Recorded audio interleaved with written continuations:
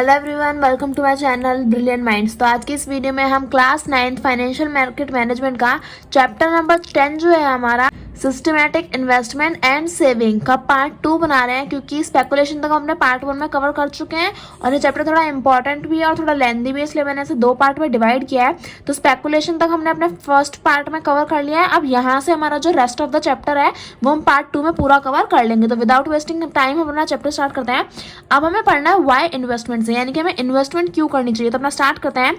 Anyone can choose investment with the objectives of the following, यानी कि आप ये जो हमें ऑब्जेक्टिव दे रखे हैं, 5 फैक्टर्स हमें दे रखे हैं कि इनकी वजह से कोई भी इंसान क्या करता है, इन्वेस्टमेंट करता है। तो आप इनमें से किसी की भी इनमें से कोई भी वजह हो सकती है इन्वेस्टमेंट करने की। तो फर्स्ट डी है to get return on investment in the form of dividend, interest, capital gain and capital appreciation. यानी कि इन्वेस्टमेंट हम क्यों करते हैं, इन्वेस्टमेंट इसलिए करते हैं ताकि जो हमारा पैसा है उस पर क्या मिले, हमें रिटर्न मिले। रिटर्न यानी कि जो भी हमारे पैसा है उस पर हमें एक्स्ट्रा अमाउंट मिले, यानी कि हमें एक्स्ट्रा मनी मिले। तो जब मनी मिलेगा तो हर कोई इन्वेस्टमेंट करना चाहेगा, क्योंकि अगर हम 100 रुपये आज रखते हैं सेव करके तो वो 2 साल के बाद भी 100 रुपये ही रहेंगे। लेकिन अगर हम उसे इन्वेस्ट करते हैं बैंक में या कहीं और कंपनी में या किसी शेयर में, तो क्या होगा, वो 100 रुपये में हमारी वैल्यू क्या हो जाएगी, इंक्रीज हो जाएगी। तो अपने पैसे का रिटर्न बढ़ाने के लिए डिविडेंड की फॉर्म में, डिविडेंड यानी कि हमारा मनी ही होता है, इंटरेस्ट जो ब्याज होता है उसकी फॉर्म में, कैपिटल गेन और कैपिटल एप्रिसिएशन की फॉर्म में हम क्या कर सकते हैं, अपना पैसा बढ़ा सकते हैं। तो ये पहला फैक्टर हो गया। दूसरा दे रखा है to earn above inflation. Inflation मैंने बताया था महंगाई, तो महंगाई से ज्यादा कमाने के लिए, क्योंकि अगर इन फ्यूचर तो महंगाई बढ़ने ही वाली है, कम तो होने नहीं वाली। तो जैसे जैसे फ्यूचर में महंगाई बढ़ती जाएगी तो हमें ज्यादा पैसे की जरूरत पड़ेगी। तो अगर हम अभी अपने पैसे को क्या कर लेते हैं, इंक्रीज कर लेते हैं, तो आगे चल के जो इन्फ्लेशन, जो आगे चल के महंगाई होगी, उससे ज्यादा हम क्या कर पाएंगे, हम कमा पाएंगे अपने फ्यूचर में इन्वेस्टमेंट के थ्रू। थर्ड हमें दिया है to safeguard the fund from various theft, यानी कि जो हमारा फंड है, फंड यानी कि यहाँ पे जो मनी है उसे क्या रखना, बचाए रखना, फ्रॉम वेरियस थेफ्ट, यानी कि बहुत अलग अलग तरीके के खतरों से अपने पैसे को क्या रखना, बचाए रखना। क्योंकि कभी कभार चोरी हो जाती है तो हमारा पैसा बर्बाद हो गया, या फिर अगर हम इन्वेस्टमेंट कर रहे हैं या हम अपना पैसा कहीं सेव कर रहे हैं, तो देखो अब उसकी वैल्यू इंक्रीज तो हो नहीं रही है, तो उससे अपनी वैल्यू इंक्रीज कराने के लिए हम क्या करते हैं, इन्वेस्टमेंट करते हैं। अब देखो सेफ गार्ड कैसे रखना है, क्योंकि जरूरत ही नहीं ना कि हम जहां भी इन्वेस्टमेंट करेंगे वह हमारा पैसा डूबेगा ही। कभी कभार ज्यादातर चांसेस होता है कि हमारा पैसा इंक्रीज होगा, बहुत कम चांस होता है कि पैसा हमारा डिक्रीज होगा, वैल्यू कम होगी। तो क्या होता है, जब हम अपने पैसे को सेफ गार्ड रखने के लिए, यानी कि इंक्रीज करने के लिए, ज्यादातर हर कोई यही सोचता है कि उसका पैसा इंक्रीज होगा, तो ज्यादातर इंक्रीज ही होता है। तो इसलिए अपने पैसे को सेफ बनाए रखने के लिए हम भी क्या करते हैं, इन्वेस्टमेंट करते हैं। फोर्थ दिया हमें to get tax advantages like deduction and exemption from income, यानी कि जो हमारे इनकम होती है, जो हमारी पैसा होता है, जो हमारी सैलरी होती है, उसमें से डिडक्शन होती है टैक्सों की, तो अपना टैक्स एडवांटेज बनाए रखने के लिए हम इन्वेस्टमेंट करते हैं, क्योंकि इन्वेस्टमेंट से हमें एक्स्ट्रा अमाउंट मिल रही है, एक्स्ट्रा अमाउंट मिलेगी तो टैक्स बेनिफिट हमें जरूर होंगे। और फिफ्थ दे रखा है to create collateral security for future need, यानी कि अब भविष्य में जो हमें जरूरतें पड़ने वाली है पैसे से रिलेटेड, तो उसकी एक कोलेट्रल सिक्योरिटी भी तो होनी चाहिए ना, यानी कि हम फ्यूचर में इस चीज से बहुत ज्यादा परेशान नहीं होने चाहिए कि यार इस चीज के लिए पैसा कहाँ से आएगा, इस चीज के लिए पैसा कहाँ से आएगा। हम फ्यूचर में, हमारे पास एक सिक्योरिटी होनी चाहिए कि अगर हमें फ्यूचर में किसी चीज की जरूरत पड़ती है तो हम पैसा अपना बिना ये सोचे कि अरे इतना सारा पैसा कहाँ से लाएंगे। तो अब हमारे पास अगर हमने इन्वेस्टमेंट कर रखी है तो हमारे पास पहले से एक अमाउंट है, तो इसलिए अपने फ्यूचर की सिक्योरिटी को देखते हुए भी हम क्या करते हैं, इन्वेस्टमेंट करते हैं। अब देखो आगे देख लेते हैं, यहाँ हमें दे रखा है क्या, अभी पहले ये रीड कर लेते हैं, एग्जाम्पल दे रखा है। अच्छा देखो ये क्या है, ये हमें ये बताने के लिए कि calculation of return on investment, यानी कि हमारा जो रिटर्न आ रहा है, कितना रिटर्न आ रहा है हमारी इन्वेस्टमेंट पे, यानी कि जो हम इन्वेस्टमेंट कर रहे हैं उसका हमें वापस में कितना मिल रहा है, ये हम कैसे कैलकुलेट करेंगे। तो ये हम इस तरह से कैलकुलेट करते हैं। देखो sale value of the price minus purchase price plus cash received upon में परचेज प्राइस मल्टीप्लाई में 100, ये हमारा फॉर्मूला, ये यहाँ पे फॉर्मूला इम्प्लीमेंट भी करके दिखाया है। तो इलिस्ट्रेशन 1 ये फॉर्मूला ही यहाँ पे यूज किया, तो मैं फॉर्मूला एग्जांपल पढ़ देती हूँ। ये illustration 1, mister Surya purchase a company share of 900 rupees. तो मिस्टर सूर्या ने क्या किया, कंपनी का शेयर है जो 900 रुपये में खरीदा। तो अब देखो यहाँ पे अभी परचेज प्राइस की बात चल रही है, तो परचेज प्राइस हो जाएगा, ये यहाँ पे लिख देती हूँ मैं, परचेज प्राइस, ठीक है, पीपी। तो वो 900 रुपये में खरीदा एंड सोल्ड इट, अब क्या करा, बेच दिया, कितने में, 1000 रुपये में। तो ये क्या हो गया, ये हो गया मेरी सेल वैल्यू, तो SV, ठीक है। After a period of 1 year, यानी कि 1 साल के बाद बेचा। तो इस फॉर्मूले में टाइम का कुछ रूल नहीं है तो इसलिए हमने कुछ भी नहीं करना टाइम का। During the period he has received dividend of ₹35। अब देखो 1 साल तक तो इन्होंने ये शेयर अपने पास ही रखा ना, तो अब हमने 900 रुपये इन्वेस्ट करे तो 1 साल के अंदर अंदर हमें कुछ तो इंटरेस्ट, कुछ तो फायदा होगा ना हमारी इन्वेस्टमेंट करने का। तो वो कितना रुपए का हुआ? 35 रुपये का हुआ। तो ये जो 35 रुपये ये क्या हुआ? ये हमारा कैश रिसीव्ड हुआ, तो इसे लिख लेना है कैश रिसीव्ड। अब देखो फाइंड आउट द रिटर्न। अब रिटर्न बताओ। तो फॉर्मूला हमने देख रखा है एसवी, तो एसवी क्या है? 1000 रुपये। तो एसवी माइनस परचेज प्राइस, तो पीपी है ना। तो एसवी क्या हमारा 1000 रुपये, पीपी हमारा 900, प्लस में कैश रिसीव्ड। कैश क्या है हमारा रिसीव हुआ है? कैश रिसीव्ड है हमारा 35 रुपये। तो देखो 1000 में से 900 गए, क्या बचेगा? 100 रुपये। 100 रुपये प्लस, अब देखो 1000 में से 900 गए, 100 रुपये बचे। 100 रुपये प्लस 35 क्या हो जाएंगे? 135। और डिवाइड में क्या था? Purchase price. परचेज प्राइस क्या हमारा 900। तो 135 बाय में 900 मल्टीप्लाई में 100। तो अब देखो 2 0 से 2 0 कैंसिल हो गई, क्या बचा? 9 बाय में 35, 9 1 9, 9 1 9, और क्या बचेगा? 4 बचेगा, 9 5 45। तो 15% क्या हो जाएगा? हमारा रिटर्न हो जाएगा। तो आई होप आपको समझ में आ गया होगा। अब अपना 5th टॉपिक हम स्टार्ट करते हैं, टाइम वैल्यू ऑफ मनी, यानी कि जो हमारी मनी है उसकी टाइम वैल्यू क्या होती है। A fixed sum of money given now and given after a period of time has different value, यानी कि जो एक फिक्स्ड सम ऑफ मनी हमें अगर अभी दिया जाए और कुछ टाइम के बाद दिया जाए, after a period of time, तो उन दोनों की क्या होगी? अलग अलग वैल्यू होगी। अब कुछ टाइम बाद का मतलब ये नहीं कि अभी दिया जा रहा है 1 घंटे बाद, थोड़ा ज़्यादा समय, जैसे अभी दिया जा रहा है और फिर 2 साल या 5 साल या 10 साल बाद, इस तरह की बात हो रही है।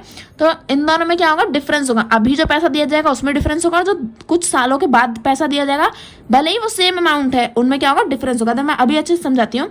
Time value of money is a concept that addresses the way the value of money changes over a period of time. तो ये देखो, इस बात को याद रखना, value of money changes over a period of time.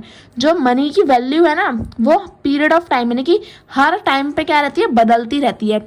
For example, अब example दिया कि अगर आपको 1000 रुपये मिलते हैं, आज मिले या फिर 5 साल बाद, अगर आपको बोलता है कोई कि आज 1000 रुपये चाहिए या 5 साल बाद 1000 रुपये दोगे, तो सीधी सी बात है, आप क्या चुनोगे? आप चुनोगे कि मुझे आज 1000 रुपये चाहिए। क्यों चुनोगे? क्योंकि आपको पता है आज जो 1000 रुपये में चीज़ें आ जाएंगी, 5 साल के बाद महंगाई बढ़ जाएगी और 5 साल के बाद वो सारी चीज़ें 1000 रुपये में नहीं आ सकती, वो महंगी हो जाएंगी।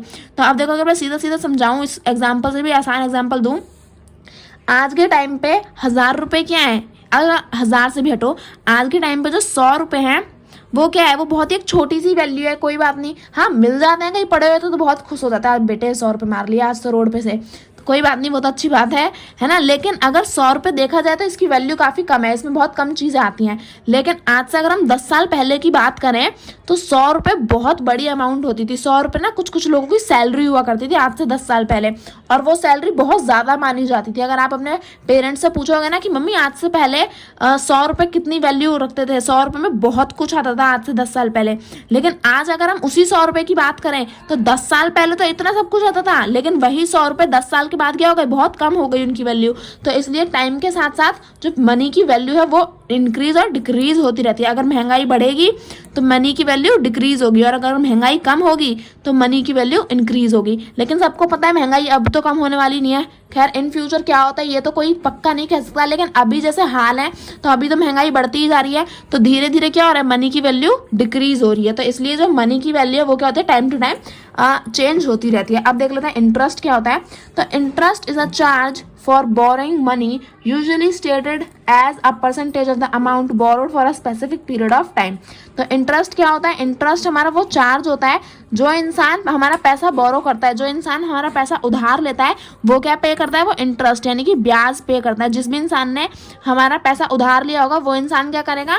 हमारा ब्याज हमें टाइम टू टाइम देता रहेगा। और जो हमारा इंटरेस्ट है वो हम क्या करते हैं? परसेंटेज की वैल्यू में हम कैलकुलेट करते हैं, यानी कि जो हमारा ब्याज है वो हम परसेंटेज की वैल्यू में कैलकुलेट करेंगे, जैसे 2% इंटरेस्ट, 5% इंटरेस्ट या फिर 10% इंटरेस्ट।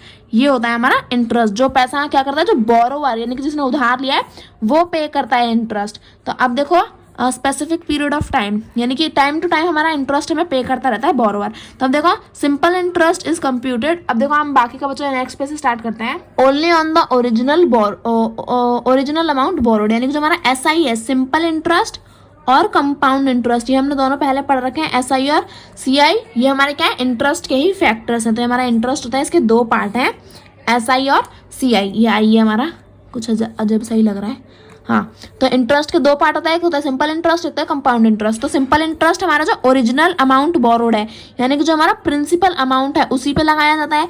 लेकिन मैंने बताया था बहुत अच्छे से, पहले के चैप्टर्स में एक्सप्लेन कर रखा है मैंने, जो कंपाउंड इंटरेस्ट है वो पहले साल में तो हमारे प्रिंसिपल अमाउंट पे ही कैलकुलेट होगा, लेकिन अगले साल से क्या होगा, जो इंटरेस्ट हमारे पैसे पे लग गया फिर वही क्या हो जाता है, हमारा प्रिंसिपल अमाउंट हो जाता है। अगर ये आपको नहीं समझ में आ रहा है कंपाउंड और सिंपल इंटरेस्ट, तो पहले वाले जो हमारे चैप्टर्स हैं उसमें मैंने वीडियोस में कवर किया है सिंपल और कंपाउंड इंटरेस्ट को बहुत अच्छे से, तो आप एक बार उन्हें ज़रूर देखिएगा।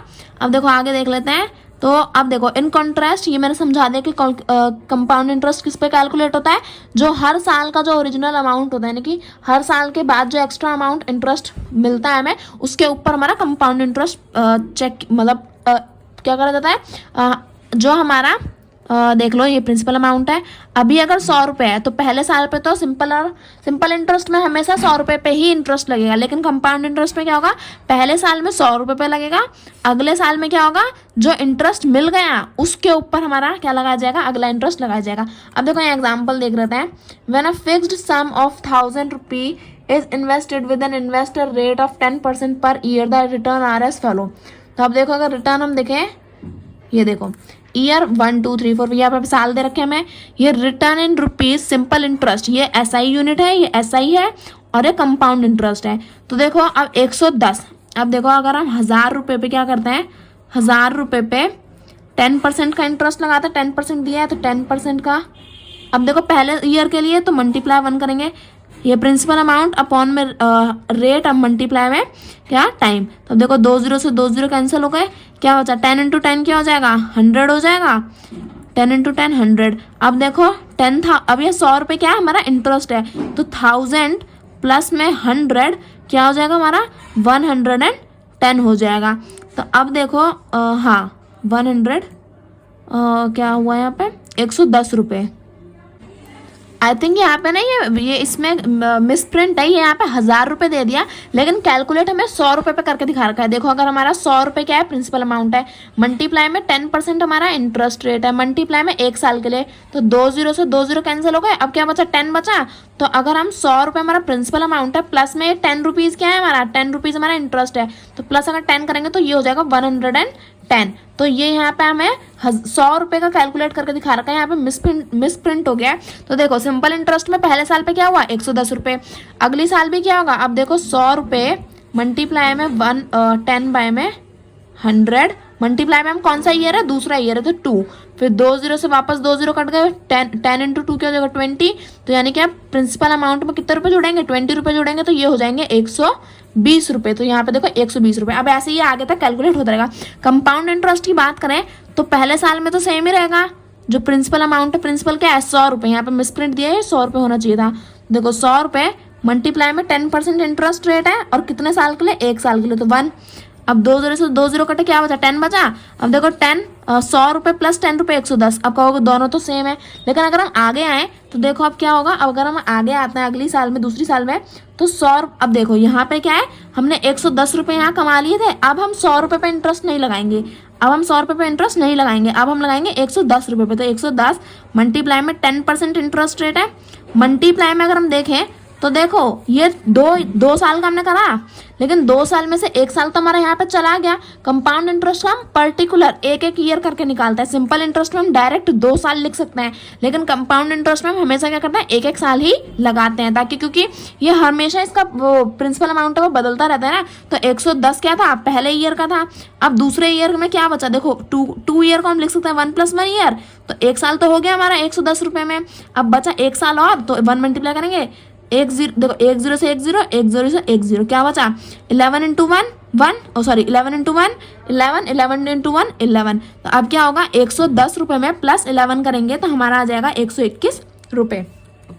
तो अब देखो यहाँ पे 120 था, यहाँ पे 121 था। तो देखो भले ही 1 रुपये का फर्क है, पर है तो फर्क ना, हमारा तो बेनिफिट ही हो रहा है। और सोचो यहाँ पे तो 100 रुपये की बात है, अगर कोई लाखों रुपए अपना इन्वेस्ट करता तो उससे ज्यादा फायदा होगा ना। तो इसलिए सिंपल और कंपाउंड इंटरेस्ट में यही फर्क होता है। तो अभी आगे देख लेते हैं कैलकुलेट। अब देखो ऐसे ही ना, ये यहाँ पे साल आगे कंटिन्यू होते गए हैं, तो आप चाहो तो इतना कैलकुलेट करके देख सकते हो। वैसे यहाँ पे तो सही कैलकुलेट करके दे रखा है, बट अगर आप इंटरेस्टेड हो तो आप भी अपना फॉर्मूला पुट करके अपना आंसर मैच करके देख सकते हो।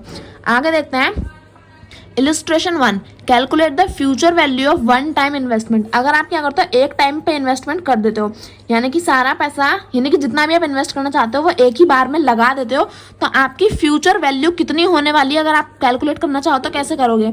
तो what is the future value of today's investment, 100 रुपये। अगर आप 100 रुपये क्या करते हो, आज इन्वेस्ट करते हो, तो आज से 5 साल के बाद अगर आपको 5% का इंटरेस्ट रेट मिलता है तो आपकी फ्यूचर वैल्यू क्या होगी। तो फॉर्मूला है FV future value is equal to PV यानी कि प्रेजेंट वैल्यू। प्रेजेंट वैल्यू क्या है हमारी 100 रुपये, क्योंकि हमने 100 रुपये इन्वेस्ट करी है, 1 प्लस में इंटरेस्ट रेट N5। तो अब देखो आगे हम देख लेते हैं क्या दे रखा है हमें। तो ये फॉर्मूला में पीछे दे रखा था फ्यूचर वैल्यू, देखो FV मतलब फ्यूचर वैल्यू, PV यानी प्रेजेंट वैल्यू, I मतलब इंटरेस्ट रेट, N मतलब number of year. Number of year कितने थे हमारे, 5 साल थे, तो इसलिए मैंने 5 यहाँ पे लिख लिया। देखो फ्यूचर वैल्यू हमें पता करनी है, तो प्रेजेंट वैल्यू क्या थी 100 रुपये, 1 प्लस में इंटरेस्ट रेट क्या था हमारा 5% इंटरेस्ट रेट था हमारा, है ना। तो 5% को हम लिख सकते हैं 5/100। अब देखो 0 0, तो हम क्या करेंगे, पॉइंट लगाएंगे, तो एक प्लेस से एक प्लेस कट गई, एक और 0 आ जाएगा, तो 2 प्लेस, क्योंकि 2 0 है तो 2 प्लेस, पॉइंट लगा के 0। अब देखो आप 9th क्लास में डेसिमल एक्सपेंशन तो आता ही होगा, तो अब देखो इसलिए यहाँ पे अगर आप 0 लगाना चाहो तो लगा भी सकते हो, नहीं लगाना चाहो तो हटा भी सकते हो। तो अब देखो नंबर ऑफ ईयर कितने थे, 5 ईयर थे। तो अब अगर हम देखें तो 100 इंटू में 1 प्लस में, अब सोचो कि ये इतना बड़ा नंबर कहाँ से आ गया, यहाँ पे तो छोटी सी चीज़ है। अब देखो अगर हम करते हैं 1 प्लस में 0.05, अब अगर हम प्लस करेंगे तो कैसे करेंगे, यहाँ पे क्या आ जाएगा 1 प्लस में 0.05, क्या वैल्यू आएगी 1.05, ठीक है। तो अब यहाँ पे 1.05 हम लिख सकते हैं FV इज इक्वल टू 100 1.05 का 5, यानी कि 1.05 को हमें क्या करना है 5 बार मल्टीप्लाई करना है। तो 1.05 को मैं आपको 5 बार मल्टीप्लाई करके दिखाती हूँ। तो हमें क्या दे रखा है, देखो हमें क्या करना है 1.05 को 5 बार मल्टीप्लाई करना है। तो यहाँ देखो 1.05 मल्टीप्लाई में 1.05 multiply, okay 1.05 multiply 1.05 multiply 1.05 multiply 1.05। तो देखो 1 2 3 4 5, 5 बार मल्टीप्लाई करा तो देखो हमारा आंसर क्या आ रहा है 1.26। अब देखो आप बोलोगे इतना बड़ा नंबर, यहाँ तो 4 ही दे रखा है, तो देखो हम सिर्फ मैक्सिमम हम 4 डिजिट लेते हैं। अब यहाँ पे देखो तो 1.27628 ब्ला ब्ला ब्ला ब्ला। अब देखो अगर हम क्या करें, इसे राउंड ऑफ करें तो देखो 1 10 100 1000 10,000 लाख 10 लाख, तो 28 लाख को हम राउंड ऑफ करके क्या बोल सकते हैं, हम 30 लाख बोल सकते हैं। तो 28 लाख क्या हो जाएगा हमारा 30 लाख में चेंज हो जाएगा। तो अगर हम यहाँ पे 1.276 और 28 लाख को चेंज करके 30 लाख कर दे तो 3 आ जाएगा, और पीछे जो 0 होते हैं 30 लाख के, तो पॉइंट के बाद 0 की वैल्यू तो होती नहीं है, तो इसलिए हमने 0 यहाँ पे नहीं लगाए। तो अब देखो आई होप आपको समझ में आएगा। अब हम 100 से मल्टीप्लाई करेंगे तो देखो पॉइंट यहाँ पे 2 0 हम मल्टीप्लाई करेंगे तो पॉइंट क्या चला जाएगा, 2 डिजिट पीछे चला जाएगा, तो ये आ जाएगा यहाँ से उठ के 2 डिजिट पीछे, तो ये हो जाएगा हमारा 127.63। तो ये हो गई हमारी फ्यूचर वैल्यू। तो ये हमारा इलस्ट्रेशन कंप्लीट हो गया। आई होप आपको अच्छे से समझ में आएगा। नहीं समझ में आया तो वीडियो को फिर से रिवाइंड करें, मैंने बहुत अच्छे से समझाया, आपके पक्का समझ में आ ही जाएगा।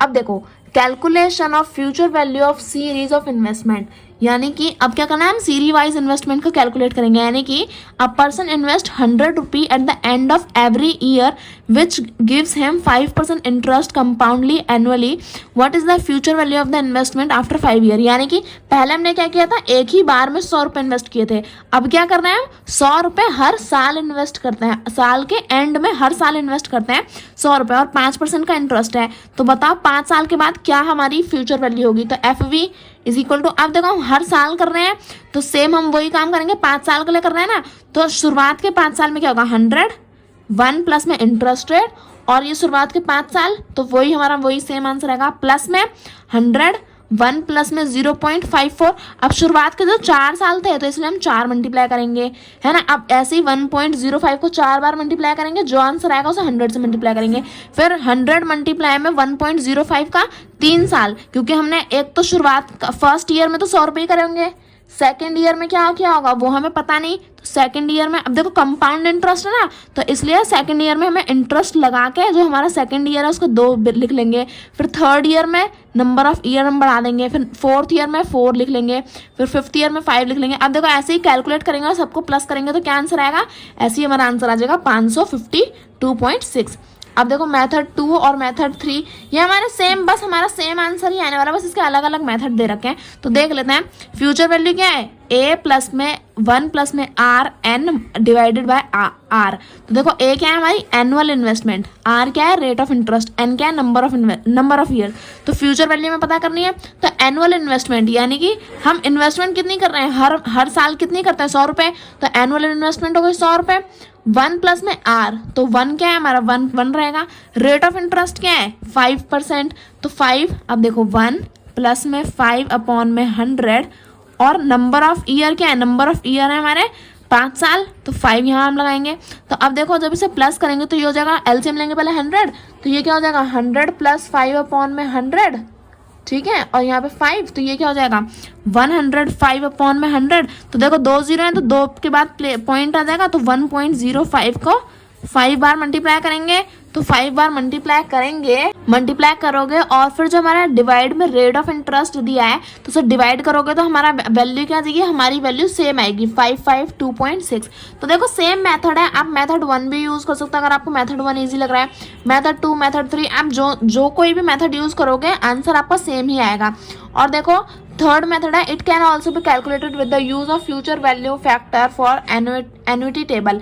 यानी कि अब हम क्या करेंगे, फ्यूचर वैल्यू निकालने के लिए 100 मल्टीप्लाई में एनुअल वैल्यू, देखो एनुअल वैल्यू और फिर जो हमारा क्या बोलते हैं इंटरेस्ट रेट लगा के और फलाना ठिकाना करके जो हमारा आंसर आ रहा था, यहाँ पे देखो 1 प्लस r n अपॉन में r, तो क्या आंसर आ रहा था हमारा 5.562।